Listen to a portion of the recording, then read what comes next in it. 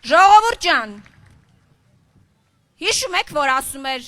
նախկին ղեկավարները գնացել են, ուրիշ ղեկավարների կոշիկներ են լիզել։ Իրանք գնացել են,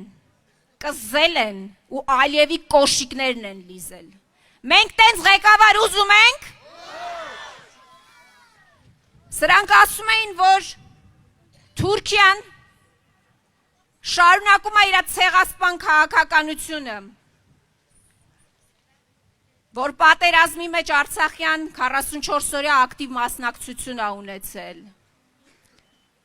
Հիմա ինչ են ասում։ Ինչ ունենք սրանց 8 տարվա գործունեության արդյունքում։